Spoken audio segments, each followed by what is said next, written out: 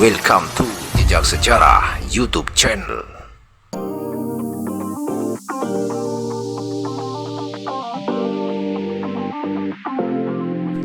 Assalamualaikum warahmatullahi wabarakatuh. Jumpa kembali di channel Jejak Sejarah. Pada video kali ini, Jejak Sejarah akan berbagi pengetahuan tentang kisah Wali Pitu, penyebar Islam pertama di Bali.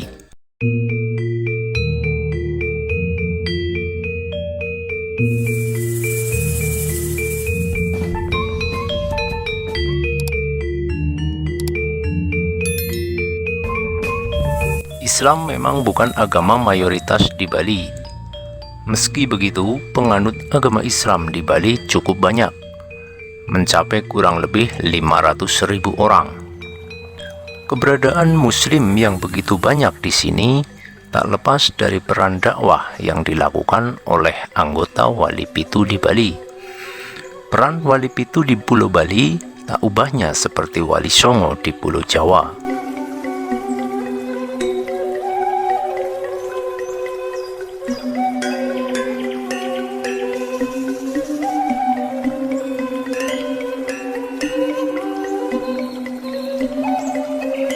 Saat ini, makam Wali Pitu pun menjadi destinasi wisata religi yang cukup banyak dikunjungi oleh wisatawan. Kedatangan agama Islam di Bali juga sudah terhitung sangat lama. Menurut catatan sejarah, Raja Gelgel pertama, yakni Dalem Ketut Ngelesir, pernah melakukan perjalanan ke Majapahit. Ketika kembali ke Bali, dia disertai dengan kedatangan 40 orang pengiring, yang 2 diantaranya bernama Raden Motin dan Kiai Abdul Jalil yang beragama Islam.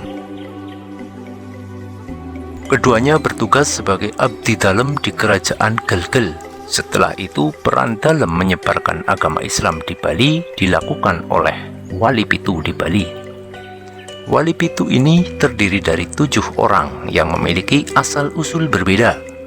Keberadaan Wali Pitu sebagai sosok penyebar agama Islam di Bali ditandai dengan keberadaan 7 makam keramat yang saat ini begitu sering dikunjungi oleh wisatawan Muslim yang ingin berziarah. Lalu siapa saja tokoh penyebar agama Islam yang disebut sebagai Wali Pitu di Bali?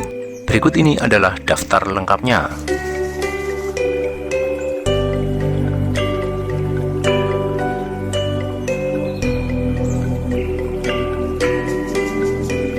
Yang pertama, Wali Seseh Mengwi. Wali Seseh Mengwi adalah anggota Wali Pitu di Bali yang mempunyai nama asli Pangeran Mas Sepuh atau Raden Amangkurat.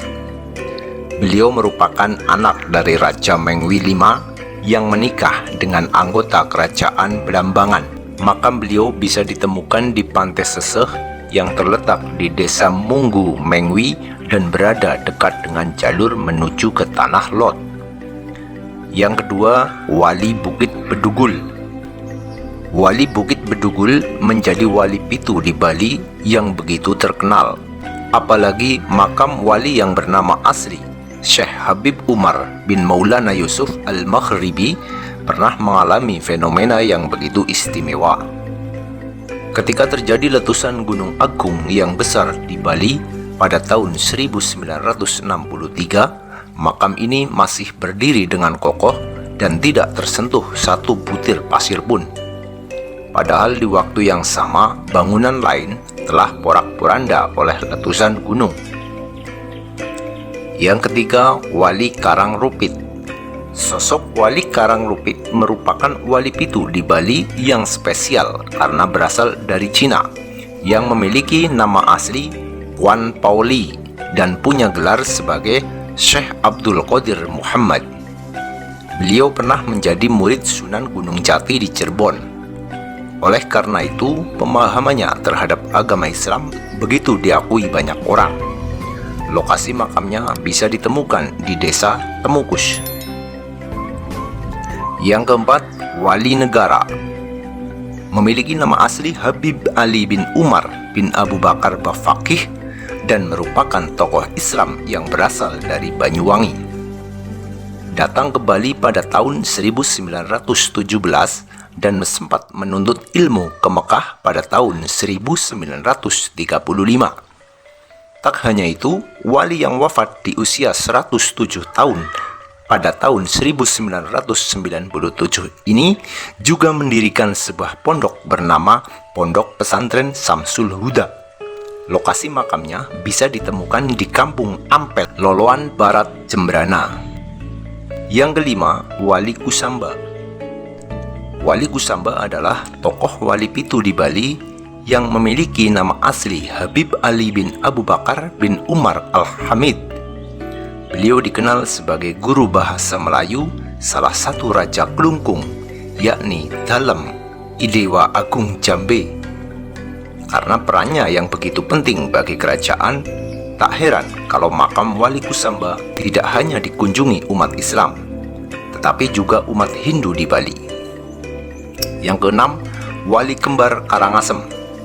Sesuai dengan namanya, ada dua wali yang lokasinya berada di satu tempat, yakni Syekh Maulana Yusuf Al-Bakti dan Habib Ali bin Zainal Abidin Al-Idrus. Asal-usul kedua makam tua ini tidak begitu jelas. Konon kedua makam ini sudah berusia sangat tua, mencapai 400 tahun. Dan yang ketujuh adalah makam Pangeran Sosrodiningrat dan makam Raden Ayu Pemecutan. Pangeran Sosrodiningrat merupakan wali pitu di Bali yang berasal dari kerajaan Mataram. Kedatangannya di Bali bertujuan untuk membantu Raja Ai Gusti Ngurah Gede Pemecutan dalam berperang melawan kerajaan Mengwi. Selanjutnya, Pangeran Sosrodiningrat menikah dengan Raden Ayu, anak Agung Rai, dan memperoleh nama bernama Dewi Khotijah. Makam salah satu wali pitu ini bisa ditemukan di Jalan Batu Karu, Pemecutan.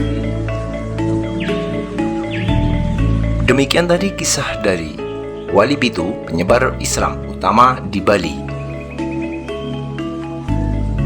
Bagi kalian yang menyukai video ini, silahkan untuk di-like, dan jangan lupa bagi yang belum subscribe untuk di-subscribe serta nyalakan lonceng notifikasi untuk mengetahui konten-konten selanjutnya dari channel Jejak Sejarah.